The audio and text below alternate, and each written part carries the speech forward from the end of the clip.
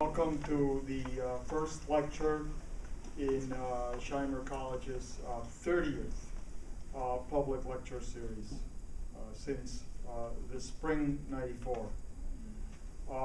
Everybody can hear me okay? Yeah. Okay.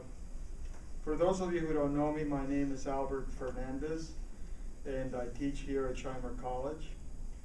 After this evening's lecture, as usual, there will be a question and answer period, and after that, also as usual, you're invited to have refreshments and further conversation. If you would like to be put on our lecture series mailing list, please see me or Aaron after the lecture. And please turn off your cell phones.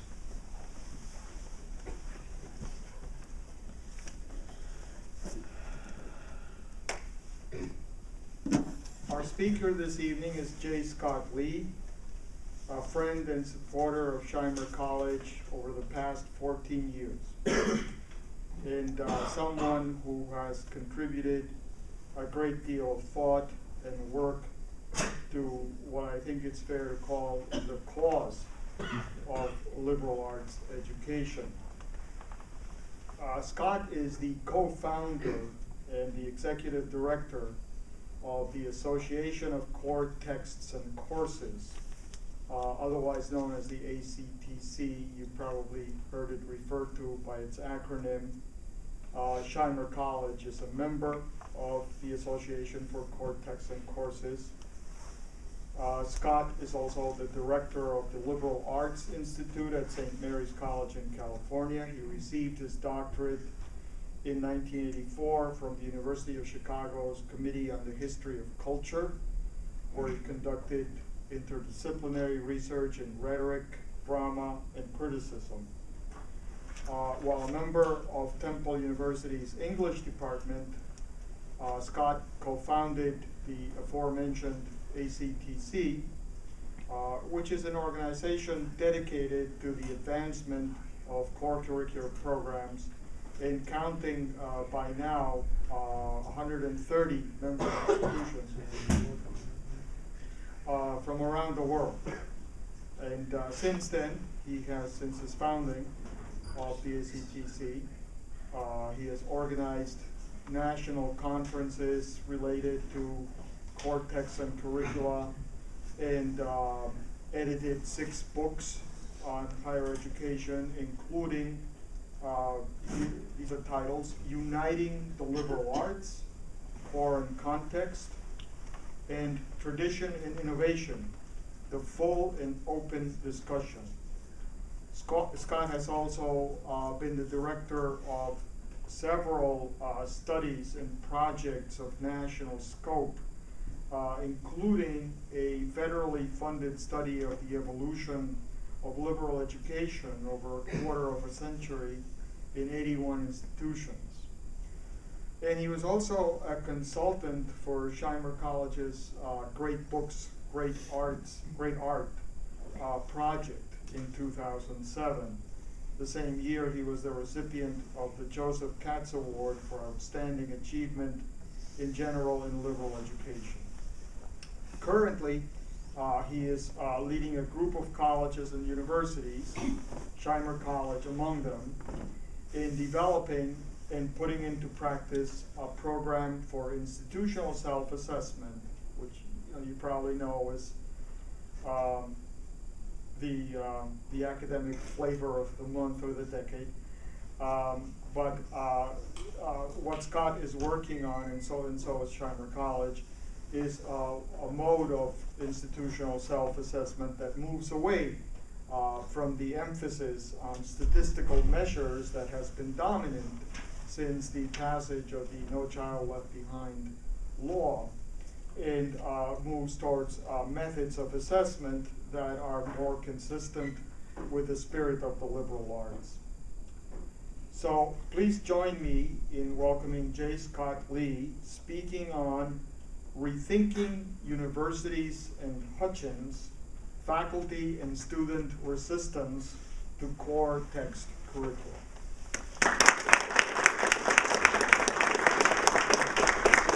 I'm a humanist, and what humanists do is they tend to, sometimes at least, to read papers, and I'm no exception to this at least.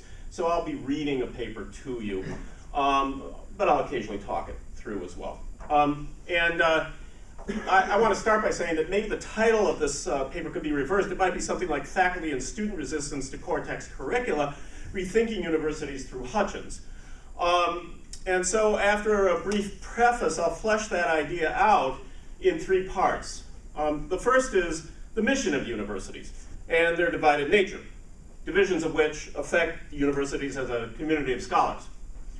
The second part will be the surprising solution to the problem, general liberal education, goodness. The 2-part argument here is both political and poetic, and I'll spend some time on why general education in particular might rely on innovations and a technology of books. And then the third part is the outcome of general education for universities, what faculty and student creative thought might look like if a core text general education were part of every university. Now, I promised you a preface, which a little bit of which has been taken care of in Albert's introduction here. Albert mentioned the project that we're working together on what amounts to a narrative assessment of liberal arts education rather than a statistical one. And he was generous enough to suggest that I might participate in this series, a very generous suggestion indeed. And I countered by saying, well, okay, I've been working on a problem with Hutchins on rethinking both Hutchins and how universities might look. And you know, this might be of some significance at Shimer, since after all, it advertises itself as the Hutchins curriculum. But it is about universities. So in a way, this particular paper both should very much align with what Shimer College does, but at the same time, it wasn't directly written for you. So I'm interested in your reactions, okay? My first acquaintance with Shimer came through a student, now an alumnus, while I was a graduate student at the University of Chicago. One recognized in him the same intellectual broad-mindedness, the same probing of foundations of thought, the same appreciation of what a solid liberal arts education can do for the human spirit as one found at UC and other institutions. This is not surprising because, of course, both institutions have profoundly been affected by one central figure, Robert Maynard Hutchins. Among the colleagues of Hutchins was Richard McKeon, who began a paper delivered in 1973 by saying that, quote, he was often asked to speak on 2 subjects, the Hutchins College and the Chicago School of Criticism. Denying that either existed, McKeon, who was absolutely central to whatever phenomena were described or designated loosely by these terms, did acknowledge the development in the 30s of a 4-year degree-granting college composed of a faculty which taught nothing but general education courses. There were no departments and no majors. This lasted but a short time, perhaps not surprisingly, to be replaced by a more recognizable form of baccalaureate collegiate education common to most institutions. An important institutional difference characterized the 2 colleges. In the former, the college faculty was distinct and had no joint appointment in graduate divisions. This would be analogous, in a sense, to your situation here. In the latter, the college faculty was integrated into the graduate divisions and departments. McKeon's exposition of the Chicago School of Criticism distinguished 2 sets of faculty discussions, that is, scoli, on the campus at the time of his arrival. One in the second college, by the way, this is about 1930s, so this is a 1973 paper and 1930s developments that have affected us in 2007 and 8, 9, 10, 11, okay? Both sets of discussions particularly tended to explore first what the putative objects of inquiry were. For example, what was literature or criticism or art? Or what was physical science versus biological sciences? Then, working backwards from the discussions which identified such objects without achieving agreement by those engaged in the discussions turned to the development of courses to explore what had been discussed. Quote, both sets of discussions were interdisciplinary, both used disciplines to distinguish and relate subject matters. College and graduate division discussants were aware of each other's discussions. McKeon's exposition of this general framework culminates in the role of the liberal arts as an innovative and broad exploration of disciplinary relations, particularly in courses of the college, as well as texts, cultures, and ideas that appear in those college courses. Now, all of us read things over the course of our careers, and certain texts, certain articles stick with you, and this is one of them for me. For years, I remembered a sentence in this article which distinctly said, in effect, that the college's explorations of the liberal arts took its meaning and significance in the context of a university. That is, a university composed of a college, graduate divisions, and departments. Recently, I returned to that article only to learn that my memory was not precise, and perhaps inaccurate in its statement of McKeon's sense. The sentence reads, quote, the innovations of new courses in the college would have lacked direction and interrelation without the schematic pluralisms of the divisional explorations of matters and methods, sciences, and arts. This is close to, but not the same as, saying that the discussions and innovations in the undergraduate college took their meaning and significance in the university conceived it, that is, as a graduate institution. The difference lies in the particularity of McKeon's statement attributable to historical circumstances at the University of Chicago, and my memory's generalization of it to the notion of a university per se. Now, I might have been, that said, I have spent some time wondering what my version of McKeon's statement could mean, and what does it mean that the liberal arts discussions take their significance in the context of a university of graduate divisions and departments. And perhaps I might have been charged with bootless and rather ill-considered inductive generalization, but this is where Hutchins returns to save me. For Hutchins was concerned with precisely the relation of college to university. It is in that relation that he understood the formation of a liberal arts education. What has provoked me to thought is that Shimer College, St. John's College, Thomas Aquinas College, and a couple other four-year baccalaureate institutions can legitimately be said to be liberal arts colleges with genealogical relations to Chicago. But they are completely separate from universities. While we are all proud that their baccalaureate students do get into graduate schools, none of them aspire to the structure of a university, and all are standalone institutions. I begin with a question, then, that I can't answer, and I apologize to you, but it's the nature of this particular paper. From what direction do such institutions take their innovative, or at least substantially different courses, and their interrelation of those courses? That's a question I might hope to answer sometime I visit later. But for now, I hope to cause some profitable reflection here at Shimer by examining the kissing cousin case of Hutchins' exploration of liberal arts undergraduate education in the context of universities. A brief epigraph. A speech should be, quote, be able to cut up each kind according to its species along natural joints. You'll find that in Plato's Phaedrus. I think some of you would know that. Writing an article in 1995 defending a Dewey-based program of liberal education, Louis Manon was then a graduate faculty member of CUNY resistant to Core Text Curricula. Manon notes that, that postmodern notions have undermined the use of core texts because, quote, the sort of texts typically taught in such curricula are theoretically deconstructible in relation to disciplines and hegemonic in papering over the wide differences amongst various populations. Exhibit A of the core program is Hutchins, the Higher Learning in America. Exhibit B, the Harvard Red Book. Since Manon contributes to the Dewey-Hutchins debate, Manon's topics from the cultivation of virtue and culture to the reorganization of universities frequently reflect Hutchins' arguments. This suggests a question. Have we missed anything in Hutchins? Now, generally, liberal arts core text programs are viewed as an education into the complex world of adults, and thus an aid in maturing judgment. Part of that complex world is the adjustment that adults make to the institutions they come to participate in, including universities and colleges. Notwithstanding even a thorough examination of the Republic, programmatic attempts to have students reflect upon works about undergraduate liberal arts education and their books are few and far between. here I speak as that executive director of the association where everybody's getting together and they're talking about their programs. So programmatic attempts to have students reflect upon works about undergraduate liberal arts education and their books are few and far between.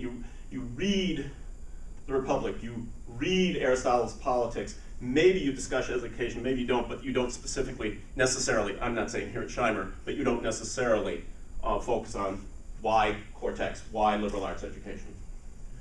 The absence of these texts has left core text faculty proponents relatively inarticulate in class about such programs, and in the student's case, nearly clueless as to why core text liberal arts education ought to be included in their undergraduate curricula. Of course, I do not speak about the present audience nor the present faculty.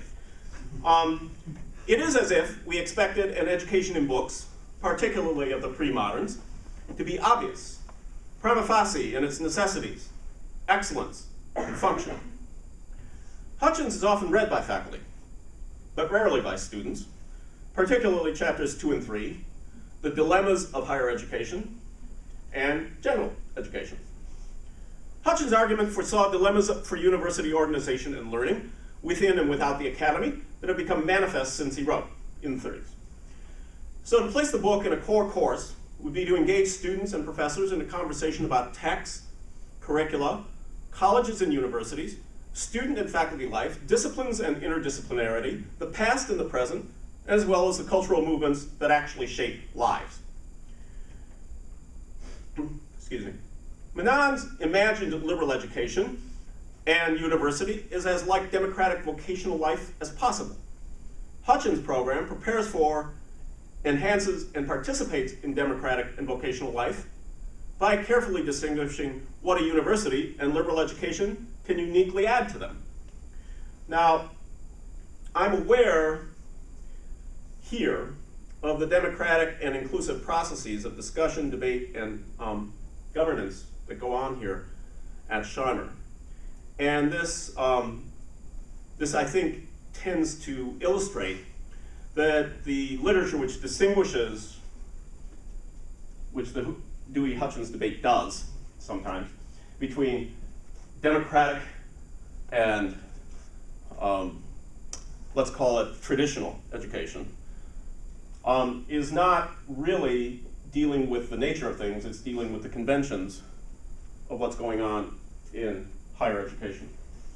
So bearing that in mind, Hutchins' book argues that the royal road to reforming professional and graduate education lies through liberal general education based in great books spanning ancient to modern life.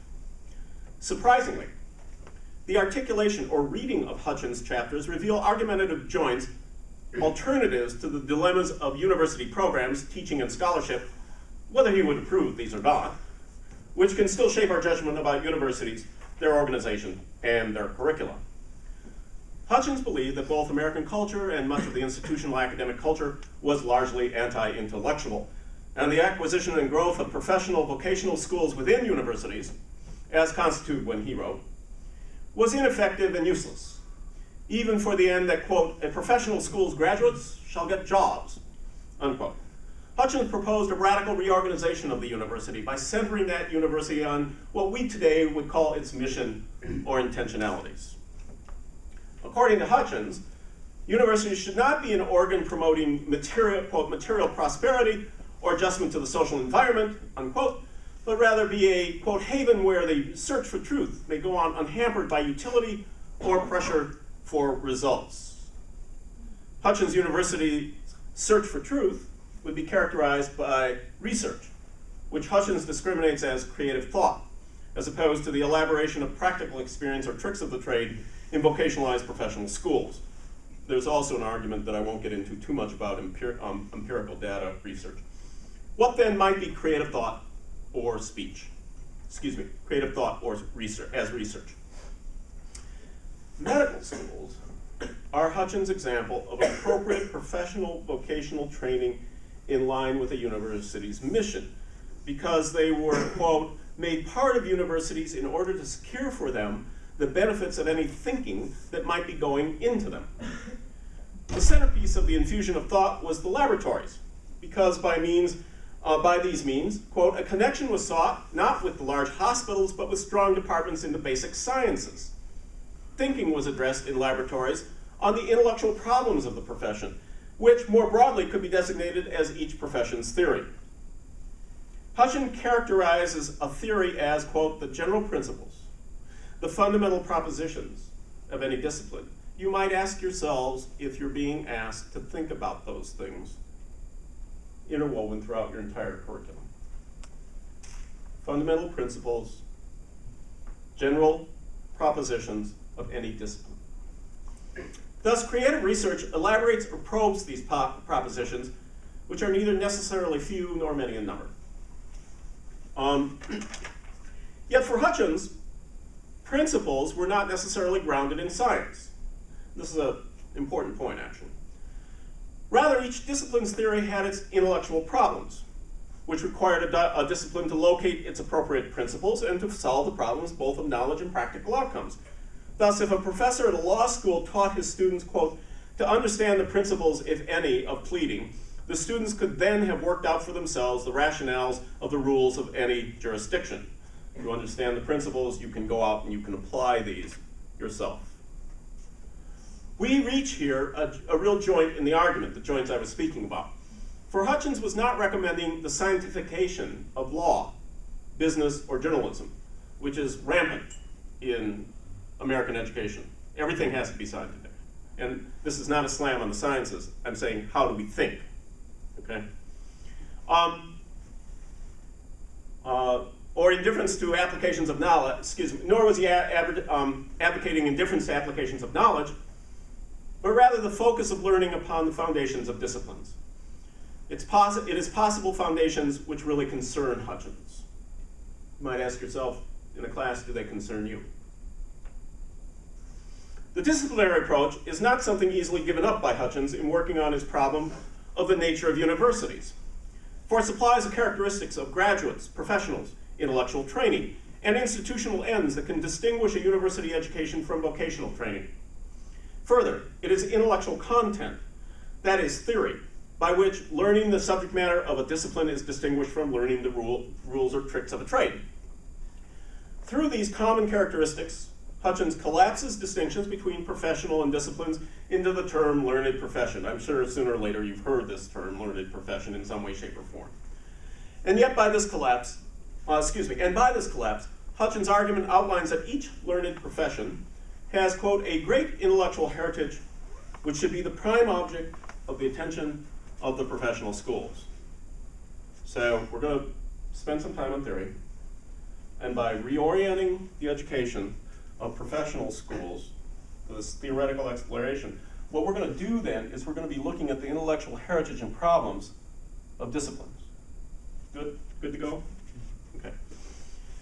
The theory and discipline argument is a joint in the argument and presents several problems for students and faculty to ponder.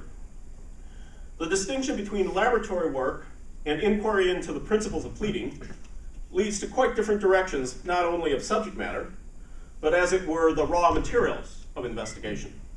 The latter of which, Hutchins hints, extends through libraries, not laboratories, back to the ancient world in a historical body of legal, political, and philosophical writings. We might ask, if the learned profession of law obviously appeals to a great intellectual heritage, in what sense could Hutchins use a laboratory to arrive at a great intellectual heritage? It's a fair question. Further, disciplinary divisions, in Hutchins' view, led to mutual unintelligibility among the professori. This is the real key to this thing. Without epistemic sharing, the fundamental condition of a knowledge community would be lost. Quote, unless students and professors have common intellectual training, professors cannot talk to one another, nor at least about anything important. They cannot understand one another. Crucially, what Hutchins must mean by the words important and understand is to be able to speak to each other's theories by sharing a means of the search for the truth, akin to, but not the same as, the means of a laboratory or specialized historical bibliography. Here, Hutchins crosses the boundaries of expertise, and some would say without a passport. But in Hutchins' view, the alternative, without epistemic sharing, that is that there is not even a diplomatic corps or trading exchange of ideas. dilemma here. Finally, the reliance on disciplinary investigation carries with it tensions for institutions over what constitutes education, which go beyond the characteristics by which one knows one is dealing with a disciplinary education. For example, in a class with students, professors might ask, do students really want to get an education in an institution where an advisor or trusted professor has no idea what the other professors in the institution are teaching or know? Now, you're all sitting there saying, but that's not my institution. One of the great things about Shimer is that the left hand knows what the right hand's doing. But imagine taking that advantage which you feel and realize, which you depend on, either in the sense that you've already come to rely on it, or in the sense that you've been promised it and you expect it to be fulfilled. Imagine taking that and wiping it out for a minute. What would happen to your conception of Shimer? You know, Jim Donovan doesn't know what Albert's doing. Barbara and Harold Stone don't know what each other is doing. Right? Okay? Just take that out for a minute. That's the condition that most of your friends that you went to high school with are operating under. Most. Not all, but most. Okay. So imagine bringing that up in a class, a core text class. Finally, the reliance on, did I get that far? I think I did. Put differently, in the absence of unitary shared epistemologies, is there a systematic answer to the problem of relating the divisions in theory, methods, and subjects within institutions by means of by means of education for students? The choice of means that Hutchins makes to solve his intellectual problems of theory, discipline, and education in a university is surprising. General education. General education is said to aid the mission of universities to provide creative research by instituting the possibility of professors communicating across disciplines. Yet general education is, by its nature, pre-disciplinary, as Hutchins understands it, and it is, in this sense, literally no part of the university, but rather a condition for it. Quote, to quote him, "The scheme I advance is based on the notion that general education is education for everybody, whether he goes to the university or not." You can almost hear the mellifluous tones, you know. He's a big, tall man. Hutchins thought that if specialists were not to be cut off through ever-increasing divisions of subjects, quote, from every field but their own, then they had to live the same basic education that other specialists have. That they had to have the same basic education that other specialists have, which meant having a common stock of fundamental ideas. All professors would, over time, have this general education, and possessing it, would use it to discuss their varying disciplinary pursuits of knowledge. In turn, this meant that everyone was, quote, to get their education from books. Ultimately, it was books, not the laboratory in which the intellectual heritage was located. Quote, "We are so impressed with scientific and technological progress that we assume similar progress in every field. We renounce our intellectual heritage, read only the most recent books, discuss only current events, and try to keep the schools ahead of the times," unquote. As Hutchins might have predicted, today the idea that there is an intellectual heritage, one or many, much less what it is, seems conservatively outdated, scientifically unimportant, or even simply astonishing to faculty and students alike. But widely accepted solutions and problems in similar areas of heritage and disciplinary cultures might cause all of us to rethink our doubts. For example, the problems of divisions of knowledge within universities leaves Hutchins in a position that would not be that far from either Kuhn's position in 1956 on the structure of scientific revolutions. Did you read that? Yes. I would assume you did, but I was just curious. On the structure of scientific revolutions, which strongly suggests historical practical solutions to theoretic problems in the historiography of science, or Snow's 1959 position on the two cultures in academia. Like Kuhn, Hutchins characterizes practical phenomenon that everybody acknowledges. In Kuhn's case, scientific revolutions, in this case, fractured knowledge and vocational training in higher education. Like Kuhn, who must turn to historiography to justify his thesis, Hutchins can perform no experiment nor survey which will show that his general education proposal works. And so he must rely, as we will see, on a kind of historical record of interdisciplinary conversation to argue his model. But his problem is more complicated than Kuhn's, too. Initially, Kuhn sought to change practice in the rather small field of scientific historiography. It had larger ramifications, but that's where he was working. A change which did not require major institutional adjustments. Hutchins, I should give you a little bit of background. Some of this was done through the Harvard General Education Program, so it touches upon what we're doing.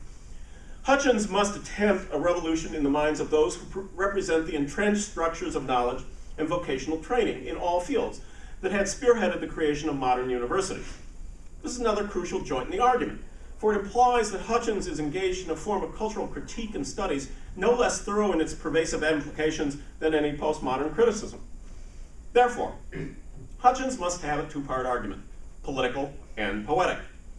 His ethical political argument about general education addresses cultivating human capacities, particularly intellectual virtues, with an argument derived from Aquinas via Aristotle's ethics, and I feel somewhat certain that at some point you will read both of these authors here. And I will briefly turn to the argument in a different fashion than did Hutchins. But universities are made, not born. They were invented in the 12th century. So, it is both consistent and fruitful for Hutchins' chapter on general education to expend the same effort on books, the liberal arts for accessing them, and an intellectual heritage as a resource for education, that is, on made things, as it does on the capacities of human nature.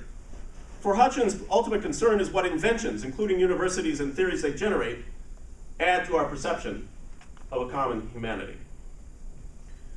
Since Hutchins' problems are disunified branches of knowledge, disunified social organization of universities, and disunified undergraduate curricula, he argued that the truth was identical in all times and places.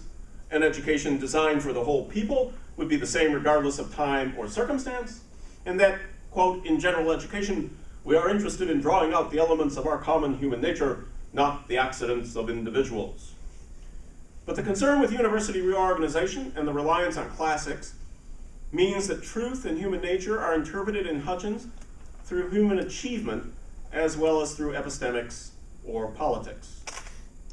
Undoubtedly, Louis Menand is partially right when he interprets Hutchins' remark that, quote, a classic is a book that is contemporary in every age, by thinking that Hutchins had in mind enduring truths that could be found in classic works. But it is certain that not only do classics contradict each other, but that statements of truth change, and the reasons for these changes can be learned. That is what an intellectual inheritance means, and Hutchins knew that too. This is why Hutchins' use of the words drawing out are important. The whole point of his book is to reform institutions of higher learning toward, quote, talking about things that matter.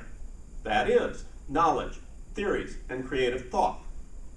A drawing out is a specific kind of communication, one that relies on a conversation. Again, something with which I think you are all very familiar, and which your high school friends may be less so. Within general education, to draw out the elements of human nature means to engage in a discourse about it with works in contradiction and in constant reformulation, using common arts of discourse and math, which can negotiate across the private or technical languages of disciplines. Thus, we come to another joint in the argument. For whatever the virtues sought or the heritage employed, there can be no such education without conversation, a drawing out, based in human constructions of books, universities, and even laboratories, which would necessarily lead not only to positions quite different from Hutchins' apparent position, but to work extending well beyond the questions of human nature. Conversationalists in a class would gather the scope of the works and the conversation by noting Hutchins' reliance on William Whewell's, I can never pronounce that name correctly. Can somebody give me the actual pronunciation? Whewell? Nobody knows? Okay. I feel better. A distinction between progressive and permanent studies. In addition, they would arrive at the most persuasive argument for using an intellectual heritage to sustain a conversation. Namely, that in restricting ourselves to relatively recent works in any field, let's say from the Enlightenment on, we necessarily limit our intellectual resources. Put differently, the we know more argument is actually a know less position. To explain what we could know more about, curiously, Hutchins begins by approval of a work from modern sciences. Quote, if we read Newton's Principia, we understand the basis of modern science, unquote. The book and statements seem to illustrate progressive, not permanent studies, for a body in motion tends to stay in motion, capped at intellectual revolution at the time of writing. The book is on the cusp of the Enlightenment. It insists on an experimental, that is, laboratory connection to its theoretical development of the motion of fluids, and it advanced scientific progress. Yet the significance of the selection becomes clear in the approbation that Hutchins extends to Nicholas Butler's claim that, quote, only the scholar can realize how little is being said and thought in the modern world is new. It was a colossal triumph of the Greeks and Romans to sound the depths of almost every problem. That's Butler's speaking, not Hutchins.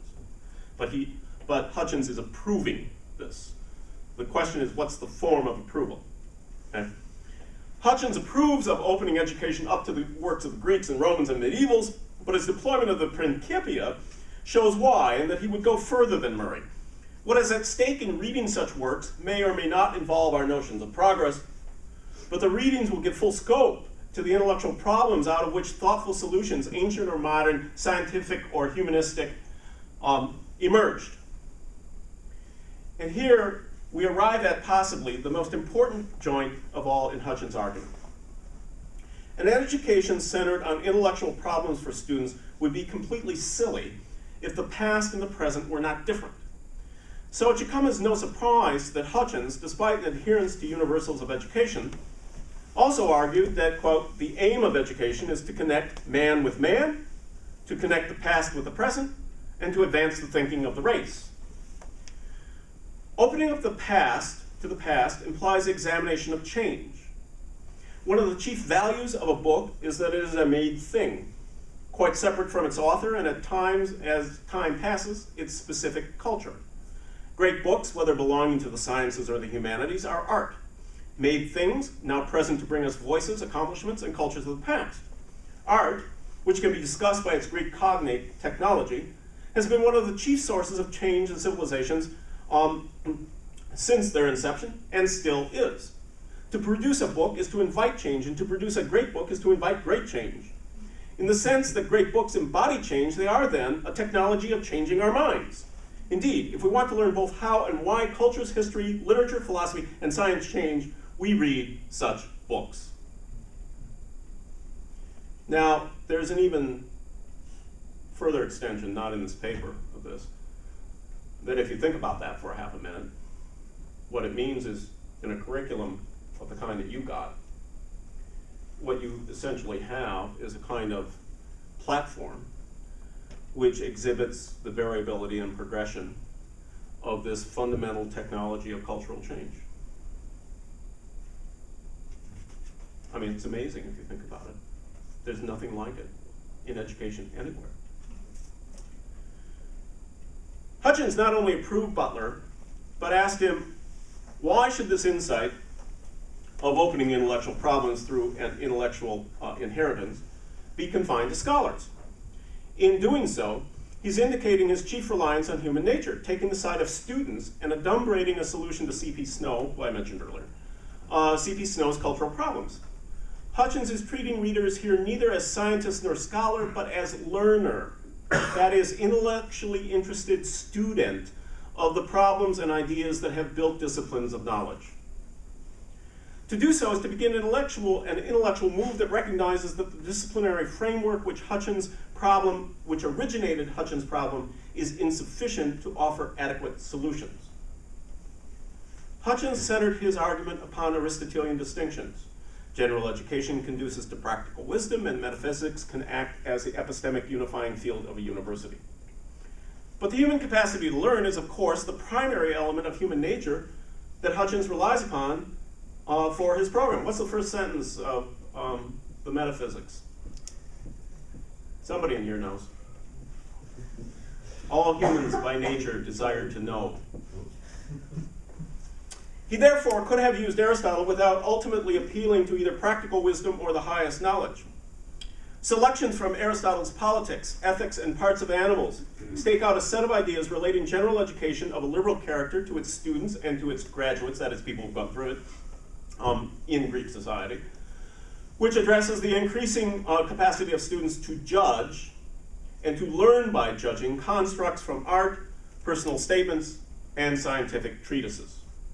In the Ethics, this activity indicating a maturing analogous relation between ethical understanding and general learning, in the Ethics, this activity indicates a maturing analogous relation between ethical understanding and general learning, which is quite different from Plato or the many Enlightenment collapses of judgment into one ostensible logistic or scientific method of learning and knowing. The Aristotelian argument, revisions for us postmoderns, the dichotomous ends which form many liberal education arguments, particularly wisdom versus expertise, moral development versus research training, and ultimately general versus disciplinary learning. Aristotle leads us to consider not either or, but complementary, enhancing, indeed expanding, both and. In other words, instead of facing a dichotomous choice between liberal arts undergraduate education and research-like undergraduate education, is such a thing as a liberal arts undergraduate education backed by a liberal arts research program possible? A liberal arts research program, not a specialized, this discipline only research program. The answer to the question is that it has been factually done but is little appreciated.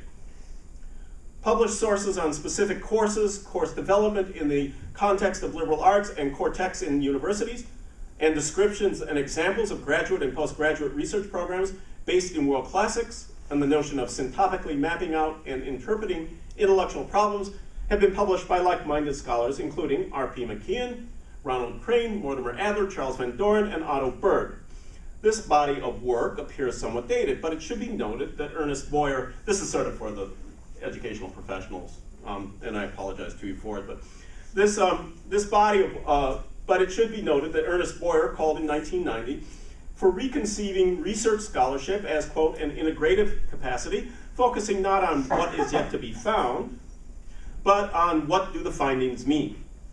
Initiated through a reference to Mark Van Doren's promotion of integrated views of knowledge, Boyer's call actually fits a program leading from undergraduate education to postgraduate research, which would make Hutchins' dream of an interpretive community of scholars across all disciplines come alive. Boyer argues that, quote, today interdisciplinary and integrative studies, long on the edges of academic life, are moving toward the center, responding both to new intellectual questions and to pressing human problems. To me, this is sort of it's always a kind of a sea running one way and then a tide running another. It goes back and forth. To illustrate this, he quotes at length a passage out of Clifford Geertz's article, Blur Genres, the Reconfiguration of Social Thought, in which Geertz parallels numerous mixing of genres to indicate new questions, problems, and forms of research.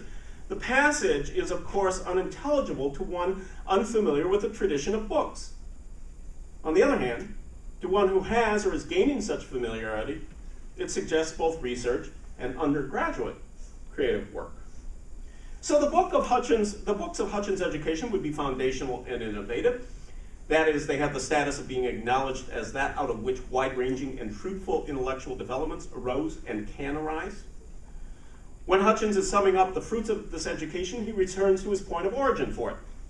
But students and professors may acquire through this course of study a common stock of ideas and common methods of dealing with them. The education is to allow professors to speak to each other across boundaries of disciplines that would otherwise preclude conversation.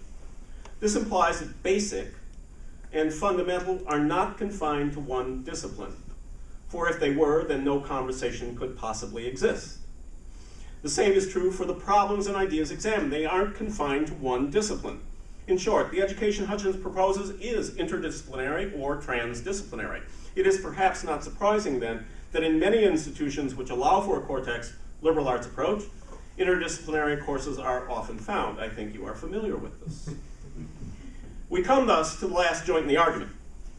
All of the works, including the above classical references and the 20th century developments of integrative research, are to be opposed precisely to the specialization that began Hutchins' concerns and to exemplify the foundational ideas, law, citizenship, motion, change, have vast what we would call interdisciplinary implications.